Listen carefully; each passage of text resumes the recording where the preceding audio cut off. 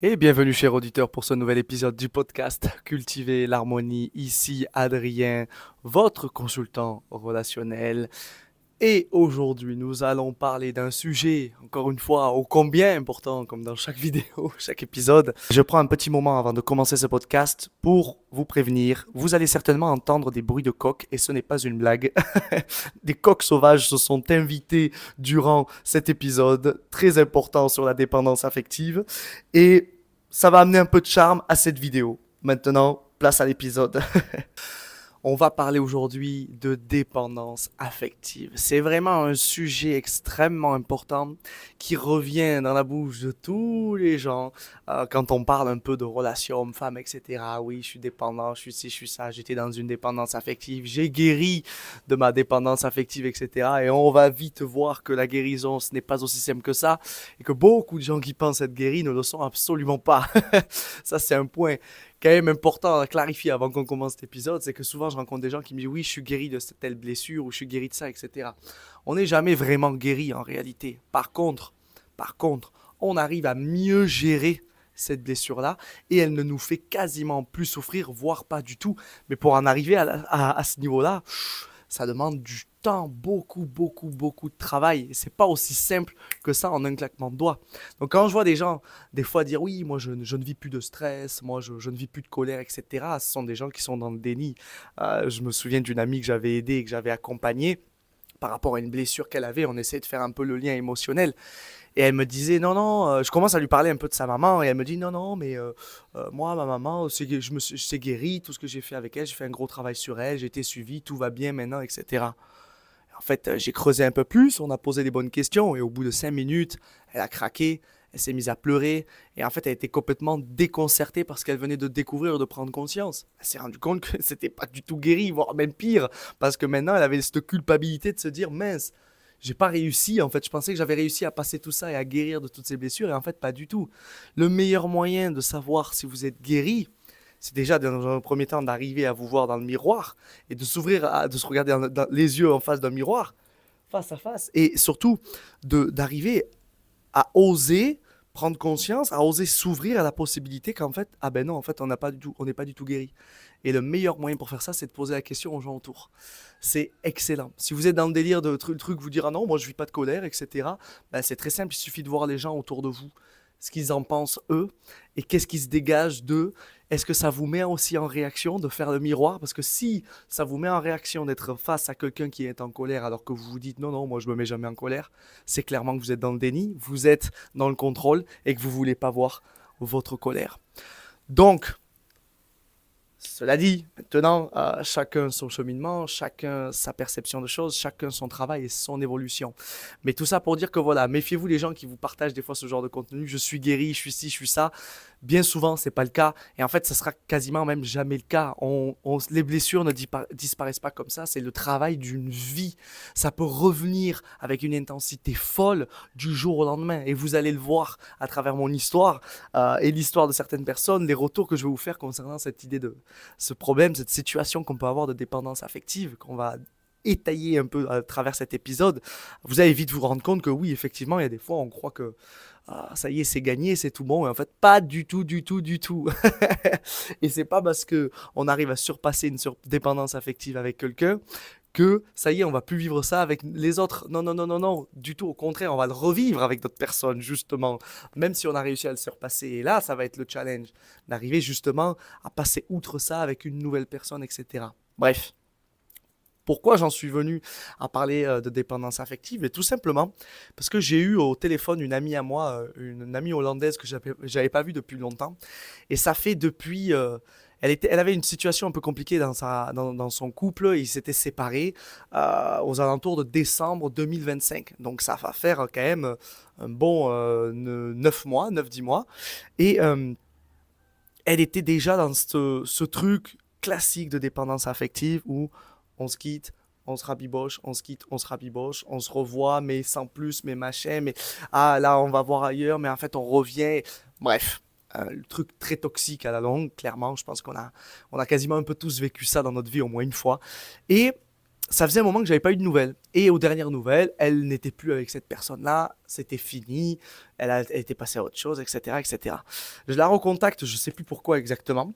Et en fait, elle me dit, ah, et au fait, by the way, elle me dit en anglais, bah, j'ai revu Dylan et c'est reparti en cacahuète et puis il m'a un peu pris pour un jambon entre autres et du coup ça fait 2 jours que je suis en PLS. Bon, on décide de s'appeler et j'ai trouvé l'échange tellement intéressant et concret et pour l'avoir vécu aussi parce que je vais vous donner mon retour aussi euh, et je me suis rendu, j'étais obligé de le partager. Je me suis dit cette semaine je vais axer un peu mon travail là-dessus et c'était intéressant parce que il y avait tout le temps, c'est tout le temps la même chose qui nous empêche de lâcher une relation comme ça, de partir, de lâcher une personne et d'avancer, de regarder droit devant soi. Non, on reste toujours en arrière avec cette personne, ce boulet qu'on traîne. Et c'est pas la personne qui est toxique, c'est pas soi-même, c'est pas soi-même non plus qui est toxique, oui. C'est tous les deux, c'est la relation en fait, c'est le rapport qu'on amène à cette relation qui est toxique. Et on en arrive à un moment donné forcément à avoir ce premier réflexe de mettre la faute sur l'autre. Oui, c'est mon ex, il est toxique, il fait que revenir, etc. Non, non, non, non, non, non. C'est pas l'ex qui est toxique. Là, dans cette situation, c'est tous les deux. On est tous les deux toxiques. Lui, parce qu'il n'arrive pas à partir et qu'il revient. Et moi, parce que je le laisse rentrer et je je retombe dans ce jeu-là et puis je repars, etc. La victime est aussi toxique que le bourreau. La victime, est aussi toxique que le bourreau. Pensez bien à ça, c'est très très très important parce que aussi douloureux soit-il, la victime est aussi toxique que le bourreau parce qu'on laisse ce bourreau prendre sa place. On lui laisse faire ce qu'il veut de nous. On devient aussi toxique que lui. Donc, pensez bien que ce n'est pas la faute de l'un ou de l'autre. Ça, c'est si vous êtes dans ce schéma-là, regardez mon épisode précédent sur le podcast sur la responsabilité, le fait de mettre tout le temps la faute sur l'autre. Non, non, non. On prend sa responsabilité, on se rend compte qu'effectivement, oui, l'autre a ses défauts, comment dire, a ses torts dans la situation, mais moi aussi, en fait, on est deux là-dedans. Maintenant, le problème, c'est qu'est-ce que je fais avec ça? J'arrête de me concentrer sur l'autre et je me concentre sur moi, sur ce que je veux dans cette situation. Et c'est ce que je lui ai dit à un moment donné parce qu'elle me dit oui, il est toxique, patati patata. Je dis non, non, non, je dis c'est pas lui qui est toxique. Je dis t'es autant toxique que lui en fait parce que toi, tu le laisses rentrer et surtout tu retombes dans ce schéma-là à chaque fois. Donc maintenant, c'est qu'est-ce que tu veux concrètement pour toi? Qu'est-ce que tu veux? Je lui ai posé une question simple. Qu'est-ce qui t'empêche aujourd'hui de passer à autre chose? De partir? Et je vais pas vous donner la réponse maintenant, évidemment. On va le voir après. Qu'est-ce qui empêche concrètement cette personne-là de partir, de passer à autre chose, en fait? Pour faire suite à cette histoire-là, moi, le premier, j'ai eu et j'aurai toujours, en fait. Et je vais apprendre à mieux le gérer de plus en plus. Surtout avec la dernière relation que j'ai eue là, euh, il y a un an, qui a été extrêmement difficile concernant cette dépendance affective. Moi, je n'arrivais pas à partir. Ça a duré 1 an et je partais, je revenais, je recraquais, je partais, je revenais et je souffrais parce qu'au fond de moi, je savais que je ne voulais plus être avec cette personne-là, mais je n'y arrivais pas. C'était trop douloureux. Et en fait, ce qui était délicat, c'était qu'au bout d'un moment, ça devient intenable et ça impacte toutes les autres sphères de notre vie, tous les autres domaines, le professionnel, le personnel, ma santé pour ma part. Le jour où j'ai réussi à m'aligner, que j'ai senti que c'était fini, que je ne reviendrai plus, il s'est passé des choses exceptionnelles dans ma vie. Sur le plan pro, sur le plan perso, ma santé allait beaucoup mieux. Il n'y a pas de secret. On s'enlève une épine du pied qui était en train d'enflammer notre pied, qui était en train d'infecter notre corps tout entier. Et c'est ça le problème en fait avec la dépendance affective, c'est qu'on n'arrive plus à avancer soi-même dans sa vie. Parce que c'est ça en fait, c'est quoi la dépendance affective? On est dépendant, accro à ce que la personne nous amène, nous fait vivre, etc., nous apporte. Quand on est dans cette relation un peu d'ex, etc., on n'arrive pas à passer à autre chose, etc. Quand on est en couple, c'est pareil en fait, c'est aussi douloureux. On n'arrive pas à être soi-même, on n'arrive pas à vivre comme on l'entend, on n'arrive pas à faire des choses seul, sans notre partenaire, on n'arrive pas à tout ça et c'est une cata en fait, c'est une cata.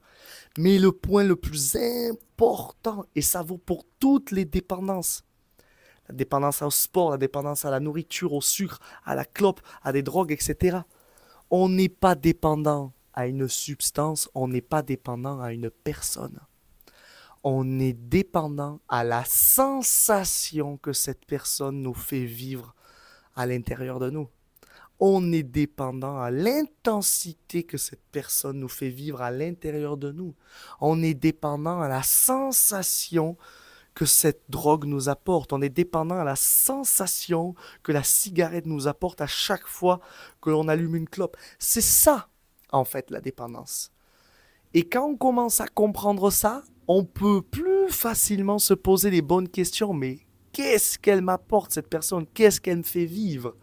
Et surtout, évidemment, on arrive à mettre en lumière le frein principal, ou les freins principaux, qui nous empêchent déjà d'être soi-même dans une relation de couple classique, etc., de faire ce que l'on veut et tout, mais surtout de lâcher cette relation toxique, de lâcher cet ex que l'on juge d'être toxique.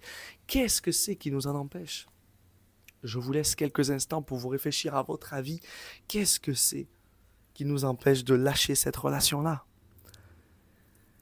Tout simplement, ce sont les peurs. Et alors là, quand je dis ça, il y a deux catégories de personnes. Il y a des gens qui font « Ah oui !» Et il y en a qui me disent « Mais moi, j'ai pas peur, moi. Moi, j'ai pas peur, j'ai peur de rien. » Si aujourd'hui, tu n'arrives pas à lâcher ton ex, si aujourd'hui, tu es dépendant dans ta relation de couple, mais surtout, tu n'arrives pas à lâcher cet ex qui revient ou une personne et tout, c'est parce que tu as des peurs. Et des peurs, il y en a des multiples. C'est un wagon de peurs qui s'amène, qui nous empêche. En fait, on monte dans le train, hop là, allez, c'est parti. Tram numéro 3, là, hop, et là, on n'arrive plus à descendre du train, en fait. Prenons l'exemple de ma collègue hollandaise, ma copine hollandaise, qui n'arrivait pas à lâcher cette relation. Je lui ai posé cette question. De quoi, qu'est-ce que tu as peur? Qu'est-ce qui t'empêche de partir? Je n'ai pas posé la question de quoi tu as peur, j'ai dit qu'est-ce qui t'empêche aujourd'hui de partir? Et elle m'a donné les peurs sans même qu'elle s'en rende compte. Elle m'a dit, j'ai 31 ans, j'ai envie d'avoir des enfants, et là je ne sais pas si je vais arriver à retrouver quelqu'un, et là on a une relation qui est déjà construite, et puis en soi le sexe aussi c'était vraiment bien, etc. Voilà, elle m'a donné toutes les réponses. Elle avait peur de ne pas retrouver quelqu'un parce que l'horloge biologique tourne. Et du coup, ça va prendre du temps aussi de créer une nouvelle relation, quelques années. Est-ce qu'elle va arriver à trouver quelqu'un d'ici là, à trouver une personne qui s'adapte à elle? Est-ce qu'elle va arriver à avoir ses enfants avec cette personne? Tout ça. Donc ça, c'est des premières peurs. Ensuite, elle a peur de ne pas retrouver la même intensité dans une autre relation, que ce soit sur le plan sexuel, comme elle me l'a dit, etc. Elle a peur également de se retrouver seule et de se dire, mais ça y est, c'est trop tard. C'est trop tard, je ne peux plus avoir d'enfant, j'aurais dû rester avec lui, j'aurais dû faire quelque chose, etc., etc. Tout ça, et évidemment elle a peur aussi de se retrouver seule, tout ça, c'est ce qui lui a empêché de partir. C'est aussi simple que ça. Dans ma situation en moi, évidemment qu'il y avait un peu les mêmes peurs, mais il y avait surtout la peur de me retrouver seule, et on était tellement dans une relation conflictuelle, et j'étais avec quelqu'un qui me faisait énormément culpabiliser parce que je prenais le poids de toute cette relation sur mes épaules et la responsabilité de ces problèmes sur mes épaules. J'en parle dans l'épisode précédent, mais dès qu'il y avait un problème, c'était ma faute. Moi, j'étais là en mode « Oh, qu'est-ce qui se passe là ?» Pas du tout. Là, c'est pas parce que tu es malheureuse dans ta vie perso que c'est ma faute, en fait. Il y a un truc dans ta vie perso, tu vois. Tout était de ma faute et c'était très difficile à vivre. Je me souviens d'un exemple où, par exemple, elle me disait « Ouais, j'arrive pas à me lever le matin, j'arrive pas à me mettre au sport quand je suis avec toi. » Et j'ai dit « Mais quel est mon rôle là-dedans? En plus, tu es avec quelqu'un qui est sportif, je t'invite tout le temps à venir à la salle, je t'invite tout le temps à te lever le matin parce que je me lève super tôt pour bosser et tout. » À un moment donné, c'est ça, prendre sa responsabilité. Elle n'arrivait pas à la prendre et elle mettait tout le temps la faute sur l'autre, sur l'autre, sur l'autre. Et moi, je subissais ça. Mon bourreau me faisait vivre ça, mais j'étais aussi toxique qu'elle parce que j'arrivais pas à poser de limites, j'arrivais pas à gérer cette culpabilité qu'elle réveillait en moi et surtout j'arrivais pas à poser de limites en mode j'en ai marre de subir ça, je me casse en fait. Et donc moi, qu'est-ce qui m'empêchait en fait de partir? Une des grosses raisons, c'était qu'il y avait vraiment trop de conflits et c'était en mode si je pars et que je regrette, je veux peut-être confirmer le fait que c'était moi le problème dans la relation. C'est très subtil et très profond, ça, attention comme peur, mais c'est là. Et donc j'étais là en mode, ok, il faut que si on se sépare, ça soit aligné tous les deux, comme ça va rassurer la partie de moi qui me disait, attention, sois sûr que ce soit pas toi le problème, sois sûr que ce soit pas toi le problème, comme ça. Oh là. Et en fait, ça, c'était une des principales raisons qui m'empêchait de partir, moi. À côté de ça, évidemment, il y avait toujours, dans les relations qu'on connaît, hein, les relations très passionnelles, très fusionnelles, c'est le sexe aussi, qui était très intense et qui apportait quelque chose. Et cette intensité-là, ce love bombing, là, cette décharge d'amour que je recevais, c'était ça qui m'empêchait de partir également. Et donc, on se rend compte qu'il y a plusieurs éléments qui font que, parce que, et rajouter à d'autres petites peurs à côté. Ah, peut-être que je vais pas trouver quelqu'un. Oh, je vais me sentir seul, ça va être pénible. Oh, si, oh, ça. Tout ça faisait que c'était extrêmement compliqué. Je me souviens également que j'avais une dernière peur qui me bloquait énormément pour partir. J'avais la croyance que, je sais pas pourquoi, si j'étais pas avec quelqu'un, je n'allais pas avoir de motivation pour avancer dans mes projets professionnels. Je n'allais pas m'en sortir là-dessus. Ça peut paraître bête, hein, mais peut-être que je cherchais constamment une validation du sexe opposé par rapport au domaine professionnel, etc., ce qui est possible et qui faisait que j'étais dépendant à ça, de ce purpose, c'est-à-dire de cette intention de me dire que grâce à ce que j'avance, à mes projets professionnels, je vais pouvoir apporter à une femme, mais si j'en ai pas, ben en fait, c'est vide de sens. C'était ça un peu le truc. Et bon, toutes ces peurs-là faisaient que derrière, moi, je n'arrivais pas à partir et je restais dans ce conflit permanent. Ce qui m'a vraiment aidé, il y a un moment donné où forcément on le sent, il y a un déclic, on est aligné. À un moment donné, quand ça devient trop et que on tombe sur une limite, il y a un déclic qui fait que on passe à autre chose et on avance. Mais ça ne veut pas dire que le problème est réglé. Attention, hein. Ça ne veut pas dire que le problème est réglé, mais on y viendra après à ça. Donc vraiment, il y a plusieurs peurs qui font que on n'arrive pas à passer à autre chose. Là, j'ai une petite liste. C'est par exemple la peur de ne pas retrouver quelqu'un, la peur de se sentir comme le coupable, le problème du couple, la peur de se sentir fautif, la peur de ne pas retrouver cette intensité ailleurs, la peur de regretter et du coup d'avoir fait une erreur, de se rendre compte que l'herbe, eh ben, elle n'était pas plus verte ailleurs. Ça, c'est un schéma qui est hyper présent chez les hommes. Je suis tombé dedans pendant l'adolescence, jusqu'à mes 23 ans, j'étais dans ce schéma-là.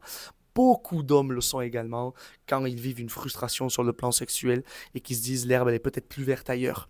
Ils peuvent facilement tromper quelqu'un, quitter quelqu'un pour aller juste tester ça avec une personne qui est peut-être moins attirante, moins intéressante, mais qui sur le papier apporte cette intensité-là, ce truc de séduction, de tentation là, un peu intense là, et cette passion un peu, ils y vont et quand ils vont, ils se rendent compte qu'en fait ils sont dégoûtés, c'était pas comme ils l'imaginaient, c'était moins bien que prévu entre guillemets, et là le retour en voiture il est très compliqué parce que le regret est sur le siège passager et c'est extrêmement là, c'est le moment douloureux.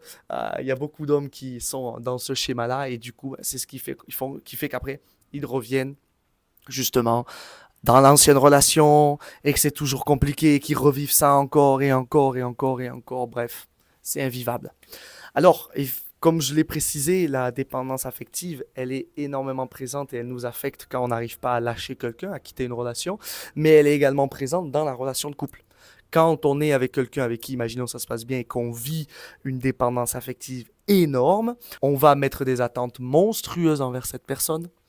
On va être très exigeant parce qu'on ne veut surtout pas que cette personne-là nous déçoive parce qu'elle nous fait vivre, elle nous apporte cette intensité-là. On va avoir du mal à faire les choses seuls. Quand je vois par exemple mon ex-compagne, c'était ça, elle avait du mal à se lever toute seule le matin, elle avait du mal à faire son sport toute seule le matin. Bref, tout un tas de choses qui faisaient qu'elle vivait une dépendance affective et donc qui la faisait souffrir. Et donc derrière, elle pouvait passer par plusieurs schémas ou m'accuser ou s'accuser elle, vivre de la tristesse, de la colère, de la frustration, etc. Bref, dans tous les cas, la dépendance affective vous fera vivre des émotions, que ce soit sur le plan personnel, donc avec vous-même, dans la relation, ou bien avec quelqu'un avec qui vous essayez de vous dépatouiller, quelqu'un que vous essayez de lâcher, notamment un ex. Un dernier point sur lequel je voulais revenir quand on est dans cette dépendance affective dans la relation de couple, c'est qu'on met le poids de toute notre tristesse, de toutes nos émotions sur l'autre. Il est responsable de nous. Et il est responsable de tous nos malheurs, de toute notre dépendance, de toute notre tristesse que l'on peut avoir, de toutes nos émotions, etc. Évidemment, vous vous rendez bien compte qu'on ne prend pas sa responsabilité quand on est dans cette situation-là. Et on souffre, et surtout on fait souffrir l'autre, et on détruit notre couple à petit feu parce que l'autre n'a pas à être responsable de ça, en fait, tout simplement. Alors, Comment concrètement s'en libérer? Ça se fait pas du jour au lendemain, je ne vous le cache pas. Une grosse dépendance affective, ça peut mettre du temps. Moi, j'ai mis quasiment 1 an à m'en libérer et ça a été très, très, très douloureux, très difficile. La première chose, c'est d'en prendre conscience. Prendre conscience que l'on est dans cette dépendance, prendre conscience des conséquences et des peurs. D'abord des peurs, mais également des conséquences. Parce que les conséquences, c'est ce qui va nous aider justement à partir. Mais déjà prendre conscience qu'on est dans cette dépendance, arriver à la clarifier et à mettre à plat de quoi on a peur concrètement.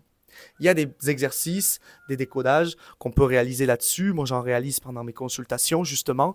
Il y a un exercice bien précis qui est très intéressant, où on fait le point sur ce qui pourrait arriver de pire si on décidait de partir, en fait, et de lâcher cette personne-là.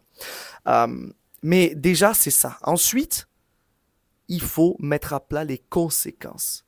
Quel est le prix à payer en restant dans cette relation-là?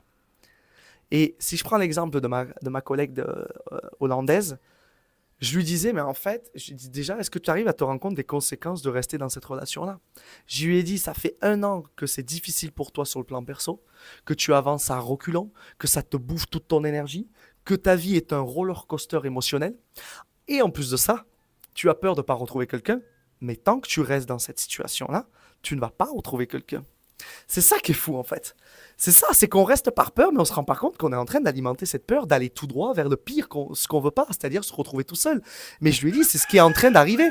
Plus tu attends là, et plus tu restes, entre guillemets, dans cette toxicité, dans cette relation-là avec ton ex qui t'empêche d'avancer, moins tu ouvres les portes à d'autres personnes. Parce que même si à un moment donné, tu te dis, vas-y, je vais dater d'autres personnes, on sait très bien que ça ne va pas aller plus loin parce qu'on est tout le temps gangréné. L'infection est toujours là, en fait. L'infection de cette relation toxique, elle est toujours là. Et tant qu'on n'aura pas nettoyé 100% de notre corps de cette infection-là, qu'on n'aura pas extirpé le venin de notre corps émotionnel, de notre corps mental, de notre cœur, on n'arrivera pas à s'ouvrir concrètement à quelqu'un d'autre ou alors ça va être un peu délicat. Donc je lui ai dit, en fait, est-ce que tu arrives à voir les conséquences de tout ça? Elle me dit, tu es en train de t'inquiéter du futur, mais tu te rends pas compte à quel point ton présent est pourri en fait par cette relation-là. Si tu veux que ton futur aille mieux, occupe-toi de ton présent maintenant. Tu dors plus, c'est 5 heures du matin, tu es épuisé, tu passes pas des bons moments, c'est triste, tu n'arrives pas à mettre en place des choses dans ta vie, à bouger, à faire du sport. Ton présent est déjà gangréné. Donc si tu veux concrètement que ton futur aille mieux, occupe-toi de ton présent là maintenant. Arrête de te soucier du futur parce que ça sert à rien. Parce que là, tu es déjà en train de créer un mauvais futur vu que ton présent ne va pas. Donc qu'est-ce que tu décides de faire? Qu'est-ce que tu décides de faire? Et tout ça mis en place déjà, ça permet de prendre conscience pour arriver à plus facilement passer à l'action. Mais dans tous les cas, il faut arriver à développer une bienveillance, à s'observer, à s'accepter dans cette dépendance-là. Parce que ce qui va se passer, c'est que bien souvent, on va arriver à mettre les choses en place, les actions, etc., petit à petit. Mais il va y avoir des moments où on va se retrouver seul. Eh oui, il va y avoir des moments, on va avoir un petit moment là à la maison, tout seul, le soir avant de se coucher, et on fait ouf. Il va y avoir un moment où peut-être un jour on va se promener, on va voir un couple heureux et ouf, ça va réveiller ce vide en nous. Il va y avoir un moment, peut-être qu'on va rencontrer quelqu'un, on va avoir une relation sexuelle avec et ça va pas être foufou et ouf, ça va réveiller ce vide en nous, ça va réveiller ce manque, cette dépendance qu'on avait de l'autre. On va se dire mais c'était mieux avec l'autre, c'était ci, c'était ça. Et c'est dans ces moments-là qu'on risque de rechuter. C'est dans ces moments-là. Et c'est là, en fait, qu'il faut arriver à être fort, à s'observer. Oula, ça y est, je suis en train de retomber un peu dans cette dépendance. Ok, je le vois. Qu'est-ce que je veux pour moi, en fait? Je me rappelle des conséquences d'être revenu avec cette personne, etc., avec qui on ne peut plus avancer. Parce que souvent aussi, il y a ça. J'ai oublié de le nommer, mais il y a beaucoup de gens, moi, ça m'est arrivé, j'avais un espoir. J'avais un espoir de me dire, oh, la relation, elle pourrait être incroyable. Si on fait un travail sur nous, ça peut être incroyable. Mais en fait, à un moment donné, même avec le meilleur travail, avec le meilleur thérapeute, etc., si la personne en face de vous ne veut pas changer, ne veut pas évoluer, ne veut pas prendre conscience des choses et ne veut pas se prendre en main, vous n'irez nulle part. Autant d'espoir, vous pouvez avoir autant d'espoir que vous voulez, ça ne changera absolument rien. Et moi, c'était mon cas. Et à un moment donné, cet espoir-là m'empêchait, en fait, d'y voir clair et de me dire, en fait, non, il faut lâcher l'affaire. Et donc souvent, on a ce truc-là de se dire, ah mais peut-être que si on avait essayé ça, peut-être que si, peut-être que ça. Non, non, non, tout ça, c'est des illusions. Et là, c'est le dépendant qui revient en fait. Et il faut très très vite arriver à l'observer, à l'accueillir intelligemment pour lui dire, non, en fait, j'ai pris cette décision et maintenant j'avance, aussi douloureux soit-il, mais je sais que ça ne va m'apporter que du plus. Et si vous arrivez à faire ça, je peux vous assurer que vous n'allez avoir que du plus dans votre vie. Et je l'ai vécu, je l'ai expérimenté à un tel niveau où j'en étais même choqué. Je me suis dit, mais waouh, depuis que j'ai quitté cette personne-là, c'est incroyable tout ce qui s'est passé de positif dans ma vie. C'était exceptionnel, forcément. Ça fait 1 an qu'on avance en voiture avec le frein à main enclenché. Cette dépendance affective, c'est comme un frein à main et on roule avec le frein à main activé. Forcément, on n'avance pas vite, mais en plus, on use la voiture, on s'use tout seul. Donc quand on enlève le frein à main, ça avance et ça fait du bien. On avance facilement, tout est plus fluide, tout est plus léger et on se libère en fait, tout simplement. Voilà les amis, j'espère que cet épisode vous aura plu, j'espère qu'il aura été complet, concret pour vous. N'hésitez pas à m'envoyer des messages sur Instagram, Adrien Homme Harmonie, à me contacter si vous avez des questions concernant les dépendances affectives, je serai ravi d'y répondre. Et je vous souhaite de tomber dans ce genre de relation pour arriver à mieux comprendre ce qui se passe en vous. Et surtout, je vous souhaite d'avoir la force et la bienveillance nécessaires pour arriver à avancer et à faire face à cette relation qui peut vraiment être un frein quand on tombe dans la dépendance comme ça, qui peut vraiment être un frein à notre vie, à notre épanouissement, qui peut nous empêcher de cultiver l'harmonie dans notre vie. Je vous dis à la semaine prochaine pour un nouvel épisode du podcast Cultiver l'harmonie.